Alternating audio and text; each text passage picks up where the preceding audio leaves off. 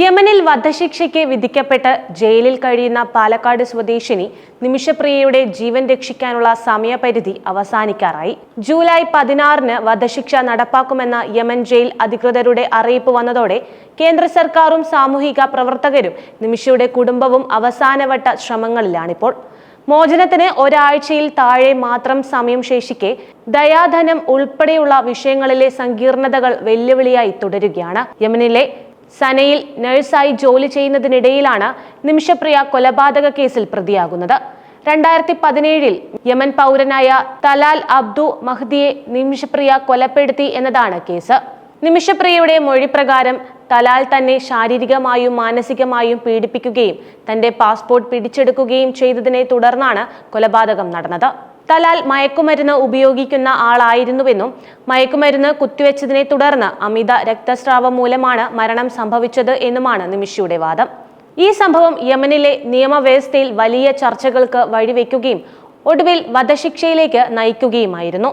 നിമിഷപ്രിയയുടെ മോചനത്തിനായി ഇന്ത്യൻ സർക്കാർ നയതന്ത്ര തലത്തിൽ നിരന്തരം ശ്രമങ്ങൾ നടത്തിവരികയാണ്. എന്നാൽ യമനിലെ നിലവിലെ രാഷ്ട്രീയ സാഹചര്യങ്ങൾ ഈ ശ്രമങ്ങൾക്ക് വലിയ വെല്ലുവിളിയാകുന്നുണ്ട്.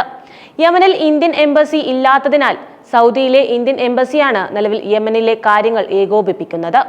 നിമിഷ തടവിൽ കഴിയുന്ന മേഖലയായ സന ഹൂതി വിമതരുടെ നിയന്ത്രണത്തിലായതും നേരിട്ടുള്ള ഇടപെടലുകൾക്ക് പരിമിതി സൃഷ്ടിക്കുന്നുണ്ട്. ഇത് എംബസി ഉദ്യോഗസ്ഥർക്ക് നേരിട്ട് നിമിഷയുമായി ബന്ധപ്പെടാനും നിയമപരമായ സഹായങ്ങൾ നൽകാനും തടസ്സമാകുന്നു. എന്നിരുന്നാലും കേന്ദ്ര സർക്കാർ വൃത്തങ്ങൾ സ്ഥിതിഗതികൾ സൂക്ഷ്മമായി നിരീക്ഷിക്കുകയാണ്. ജൂലൈ 16-ന് വധശിക്ഷ നടപ്പാക്കാതിരിക്കാൻ ഉന്നതതല ഇടപെടലുകൾ നടത്തുമെന്നും അറിയിച്ചിട്ടുണ്ട്.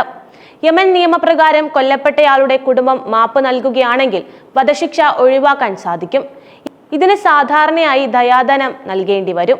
നിമിഷപ്രിയയുടെ കാര്യത്തിൽ $10 ലക്ഷം അതായത് ഏകദേശം 8 കോടിയിലധികം ഇന്ത്യൻ രൂപ ദയാധനമായി നൽകിയാൽ വധശിക്ഷ ഒഴിവാക്കാൻ സാധ്യതയുണ്ടെന്ന് യമനിൽ നിമിഷപ്രിയയ്ക്കായി നിയമ നടപടികൾ ഏകോപിപ്പിക്കുന്ന സാമൂഹിക പ്രവർത്തകൻ സാമുൽ ജെറോം അറിയിച്ചിട്ടുണ്ട്. ഈ വലിയ തുക കണ്ടെത്തുക എന്നത് നിമിഷപ്രിയയുടെ കുടുംബത്തിന് വലിയ വെല്ലുവിളിയാണ്.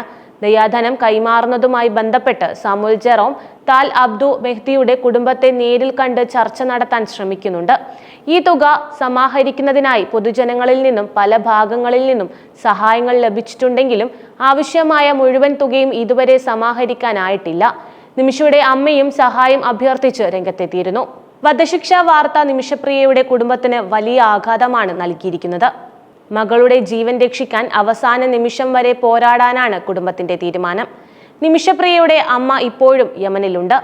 തലാൽ അബ്ദു മെഹ്ദിയുടെ കുടുംബത്തെ നേരിൽ കണ്ട് ദയാധനം സംബന്ധിച്ച ചർച്ചകൾ നടത്താനും മാപ്പ് അഭ്യർത്ഥിക്കാനുമുള്ള ശ്രമങ്ങളിലാണ് അവർ. സാമൂഹിക പ്രവർത്തകൻ സാമുൽ ജെറോം യമനിലെ നിയമ നടപടികൾ ഏകോപിപ്പിക്കുന്നതിലും താൽ മെഹ്ദിയുടെ കുടുംബവുമായി ബന്ധപ്പെടുന്നതിലും നിർണായക പങ്ക് വഹിക്കുന്നുണ്ട്.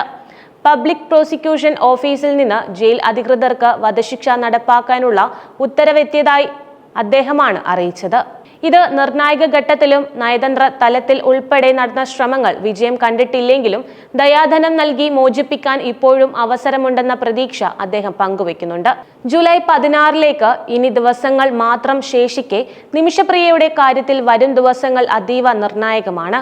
കേന്ദ്ര സർക്കാരിന്റെ ഉന്നതതല ഇടപെടലുകളും ദയാധനം സമാഹരിക്കുന്നതിലുള്ള വിജയവും താൽ മെഹ്ദിയുടെ കുടുംബത്തിന്റെ തീരുമാനവും നിമിഷപ്രിയയുടെ ജീവൻ രക്ഷിക്കുന്നതിൽ നിർണായക പങ്ക് വഹിക്കും. ഈ വിഷയത്തിൽ പൊതുസമൂഹത്തിന്റെ ശ്രദ്ധയും സഹായവും ഇപ്പോഴും അനിവാര്യമാണ്.